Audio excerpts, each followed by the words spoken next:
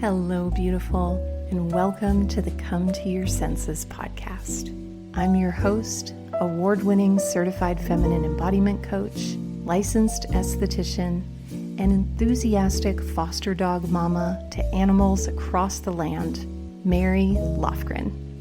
Here, we explore how to bring more richness, radiance, peace, and pleasure to our lives, homes, and hearts through the joy of beauty, the wisdom of the body, the warmth of connection, and the splendor of the senses. I'm so glad you're here. Pull up a poof and let's dive in.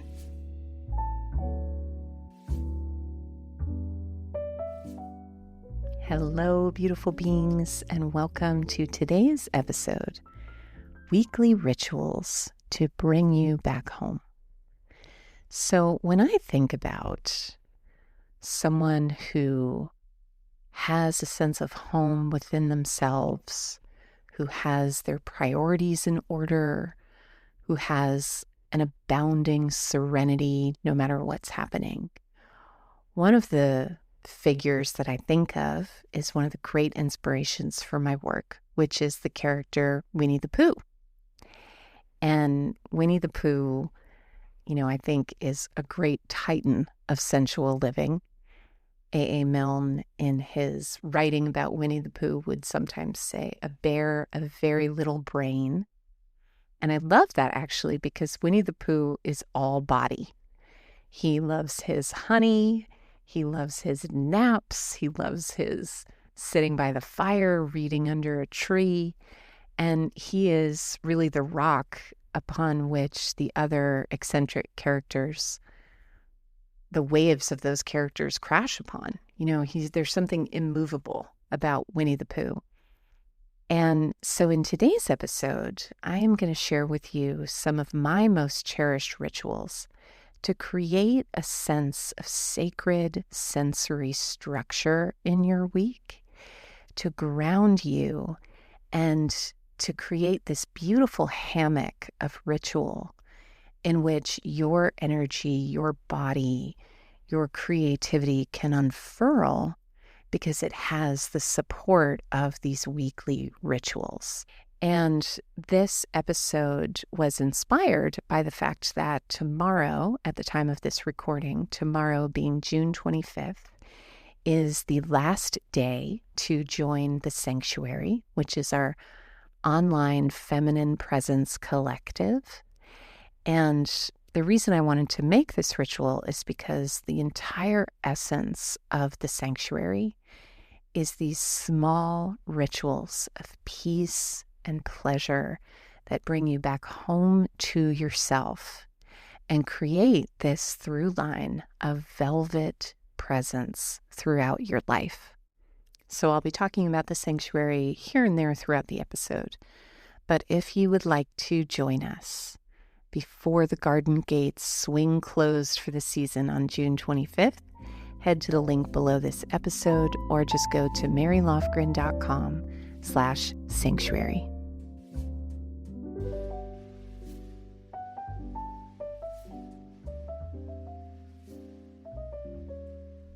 So let us now dive in to our gems on weekly rituals to bring you back home. And I'm going to begin with a story. So when I was about 9 or 10, we had a family member who had to have a pretty major surgery and be hospitalized in another city for a couple of weeks. And so my family and I stayed in a hotel near the hospital, and my mom especially was there tending and taking care of this family member. And my mom would stay in the evening, and every night my dad and I would leave the hospital and we would have our regim. My dad was in the seminary for almost 2 decades, and he studied and was fascinated by the language of Latin. And a regim is another word, or it's a Latin word for routine, ritual, repetition.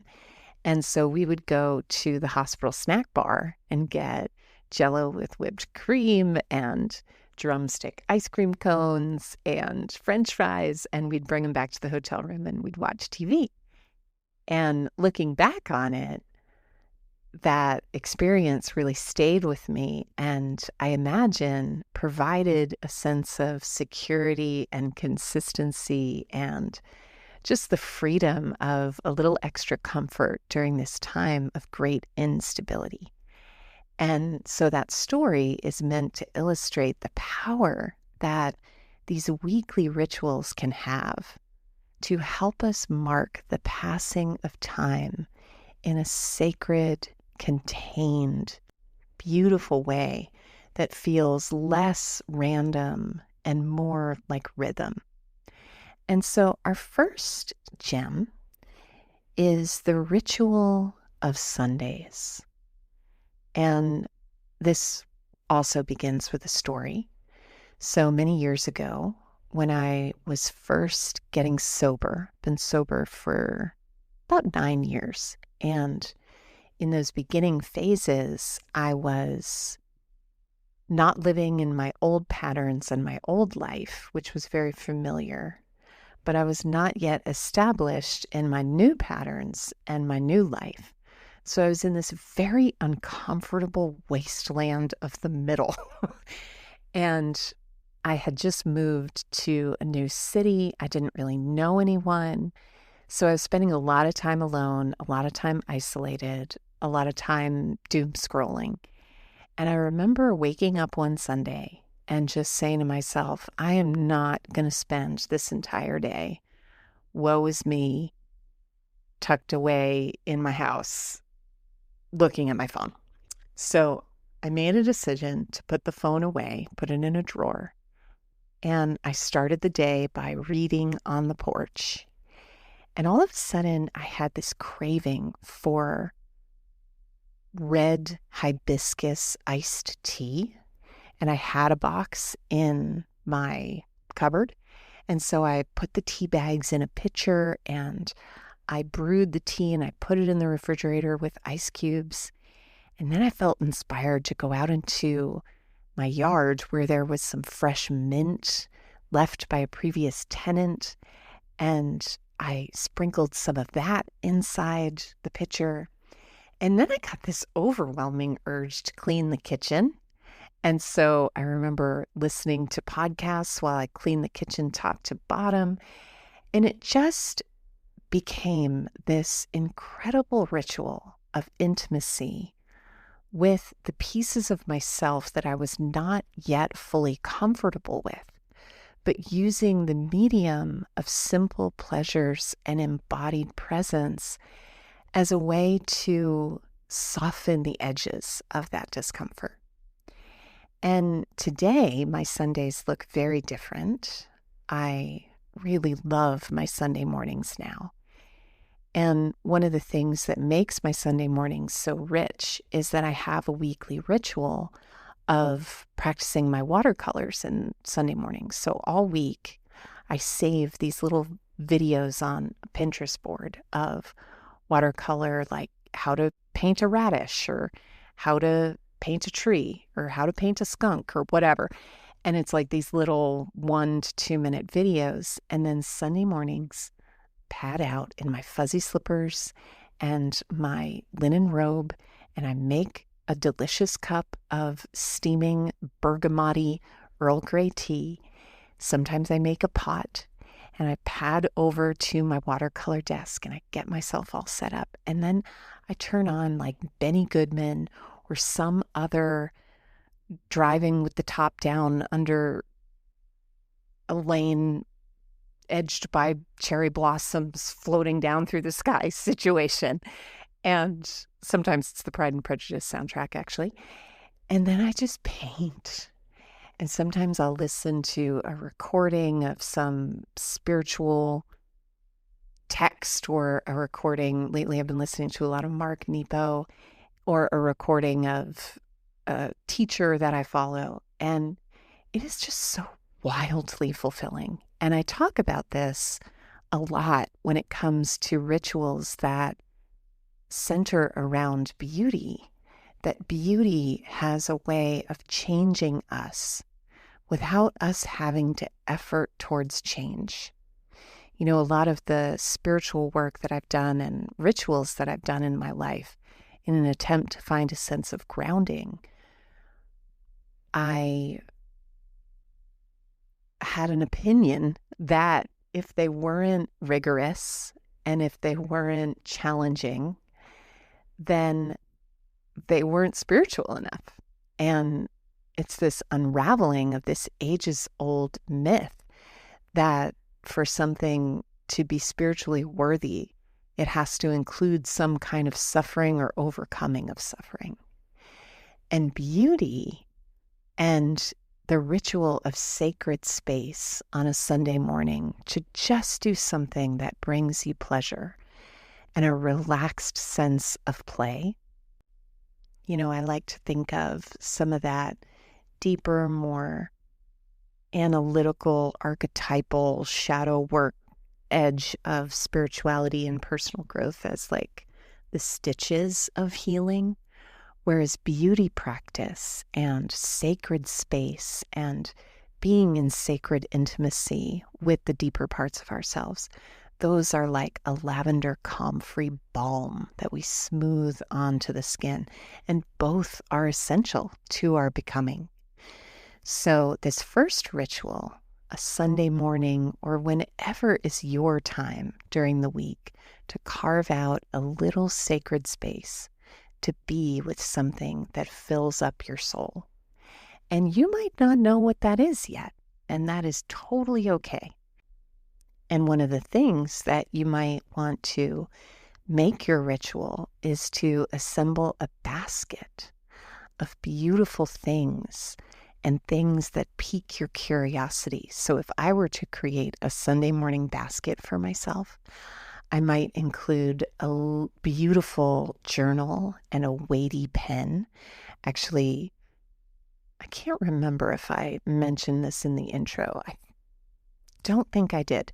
That for Sanctuary members, we have just come out with a brand new 30-day journal called the Everyday Sensualist that is filled with rituals, 5 to 15-minute rituals that you can do every day to expand your pleasure capacity, to deepen into your sense of presence, and to do so in a way that feels playful and sensuous and that honors the needs of your feminine nervous system. So something I talk about quite often here on the podcast, because I just want to preach it from the rooftops, is that for feminine-oriented nervous systems, we find regulation, center, presence in a totally different framework than those nervous systems that are oriented more towards a masculine way. And this could be any sex, any gender. We all have these qualities that we have labeled masculine and feminine in our beings. Research has proven that these orientations towards these energies is completely fluid in our neural wiring. And so to just speak to this idea that spirituality demands some sort of rigor, I think that can be true in many ways, but that also is an approach that is designed specifically to suit the needs and the trajectory of a masculine system who responds to stress and creates safety through controlling the environment, who relates to the body through a lens of optimization, improvement, and who excels at problem solving and taking action, who is able to compartmentalize emotions as a superpower in some cases, and whose path to restoration, because of all that outward energy, tends to be one that is more rooted in solitude, stillness, discipline. But if you have a system that orients more towards these energies that we call the feminine, you are someone who will wilt like a houseplant in this structure. Or at least I have always wilted like a houseplant in this structure. I mean, I always talk about how growing up, my relationship to spirituality was really soaked and saturated in the dogma of organized religion. And so I did a lot of soul searching and trying to find my way and find my center in meditation retreats and philosophy classes and yoga studios. And while those experiences were very healing in many ways, I often just felt like some part of me was constantly spilling out of the sides because my system is less linear and independent and is more cyclical and interdependent. Rather than trying to optimize my body, I thrive when I listen and soften into my body. Rather than trying to fix often just makes me way more stressed out, way more of a rabbit/piglet in the Winnie the Pooh archetypal energies. So it's like rather than fixing, going into that deep state of feeling to parse out what is not mine to fix and what is instead mine to feel deeply and feel my way forward on. And the main thing I want to communicate in this gem, and as it relates to this idea of beauty being a locus of spiritual healing, is that for feminine beings, rather than solitude and stillness and problem solving, our systems are literally wired to regulate through beauty, through sensory experiences, through emotional expression. Have you ever noticed that when you're really stressed out, you can talk to a girlfriend over a cup of coffee or over FaceTime and spill the tea, and then you feel immediately better and like all is right with the world again? And that is because the feminine system is really designed to center attachment as a mechanism of safety and stability in life. And so all of that is to say that watercolors matter, sacred space matters, and following the path where that divine spark appears around the bend for your unique system, whether that's a hike in the Himalayas or a glass of hibiscus iced tea, that tending to your unique garden of the sacred matters. And so may your Sunday rituals be abundant, colorful, fruitful. And our next gem is another day of the week and another weekly ritual. And that is the ritual of Fridays. Am I the only one who grew up counting down the hours to Full House and a bowl of popcorn on a Friday night? Fridays, or any time where during the week there is a sense of sacred separation, are an extraordinary time to plant your flag of pleasure, where you leave the stress and the worries of the week behind and you unfurl into the fertile space of either the weekend or the end of the day. You know, I work from home and I spend a lot of time by myself. And at night, I do a lot of movement, especially yoga. Here in the Bay Area, we have the most extraordinary yoga teachers. And I go to Andrea's class on Mondays, Susanna's class on Wednesdays, and Deshauna's class on Fridays. And especially on Fridays, Deshauna, you know, it's a regular Friday class. So there's always this theme of it being Friday, a sense of letting go through the breath, through the movement. Deshauna plays the most extraordinary music in her classes, where we were just talking about this the other day. She plays a playlist that is almost entirely neo soul, and it just immediately drops me into my body. And it's just the most velvety, delicious experience. And what's beautiful about it is that, you know, when I think about my grandparents' generation, for example, and the way that their work environments were set up, it's like you go to work, you go home. Like I'm sure bringing work home happened, but, nowadays, literally the same device that holds our alarm clock holds our work email and all these other distractions.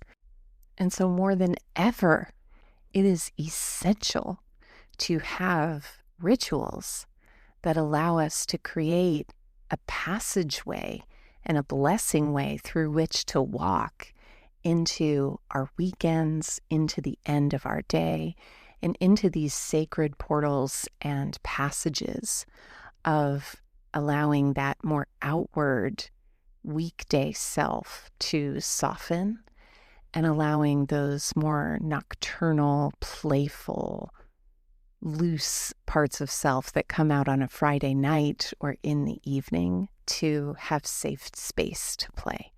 And rituals like a regular yoga class, or, I've done numerous podcast episodes on different ways to mark the passing of time through simple rituals. One that's coming to mind is golden hour rituals. Many times in my life, I've marked golden hour by closing my computer and tidying my desk and making myself a delicious mocktail and turning jazz on the stereo and, just bringing in these sensory elements that help to create a marker for my body and my system to say the day is done. It is now time to open to the pleasures of evening. And that brings me to our final ritual, the big cheese, the day we often need a ritual the most, but are least likely to give ourselves that space. And that is the Monday ritual. And for this ritual, I try to keep it really simple on Mondays. And my most steadfast phone a friend, save my ass in moments where I felt so desperate and like nothing could possibly help me or set me right is two-way prayer.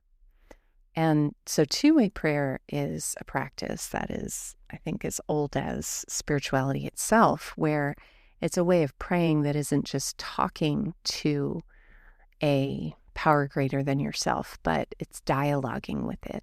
And this practice was revived for me recently in the last couple of years by Elizabeth Gilbert, who has a Substack called Letters from Love. And it's a community where everyone practices two-way prayer with the question, Dear Love, what would you have me know today? Or Dear Love, what would you have me know about boundaries or, some special topic? And, there are a bajillion things that we can do on a Monday morning. Once again, I have purchased so many planners in my life that are centered around hacking time and, just all these, this is going to sound, I'm a little afraid I might sound like a bitch, but here we go. Like productivity bro practices, you know what I mean? Where I'm like trying to optimize my energy so I can start the week strong, And sometimes I need that. Sometimes I need that real structured order and invigoration. Sometimes I need total softness and fluidity and flow, but more often than not, I need some combination of both. And when I think about Winnie the Pooh, it's like Winnie the Pooh has this perfect embodiment of all of these energies of gentle ritual, routine, structure, met with deep pleasure and presence and ease and flow. and creates this extraordinary resilience and serenity and contentment in Winnie the Pooh that I personally strive to have in my day-to-day life, and that more than any other ritual I can think of, two-way prayer is the direct passageway to that kind of inner dialogue of balance and of truth. And in the sanctuary, actually, I have a whole little mini masterclass on this practice, and I actually created once a book of lines from my two-way prayer, because always like these lines that fall out of my pen are just so deeply wise and profound and comforting. And I put them into a book and made it into a PDF where there are, lines like a sheep, like a black sheep image, and it'll say, "Don't worry about straying too far from the flock. I will follow you." There's an image of a fiddlehead fern unfurling, and it just says, "I am the opposite of shame." And so the way that you do this practice, I don't think I've given instruction yet. The way that I've learned this practice, and I already talked about the way Elizabeth Gilbert does it. "Dear love, what would you have me know today?" Sometimes I'll say, "Dear love, what is your vision for my life? What would you have me know today about this specific topic or this specific area?" And I am always astounded at the simplicity and deep wisdom that emerges when I sincerely ask love to occupy my pen. And so, my loves, my hearts, my cherubs, it has been a pleasure as always to dance between your eardrums in today's episode. And once again, today's episode is really just a tiny window into the lifestyle of rhythm and ritual and small moments of peace and pleasure that is available when you join us in the sanctuary. Right now, there's an extraordinary bonus in a beautiful new journal that I've created for sanctuary members. And that is actually quite inspired by Winnie the Pooh, in the sense that each day for 30 days, you're invited into a 5 to 15-minute ritual of presence and pleasure that speaks to your inner child. And that includes watercolor images and poetry and rituals that involve your senses. And it's just such an extraordinary way to orient to presence and mindfulness, and really what we're all after at the heart of every desire, which is the ability to actually feel at home in our own lives and in our own bodies. And in a way that was designed for the unique needs of the wiring of the feminine nervous system. So once again, marylofgren.com/sanctuary, or click the link below this episode. Garden gates close for the season on June 25th, and we would love to welcome you. Thank you so much, as always, for listening, and I will see you in our next episode.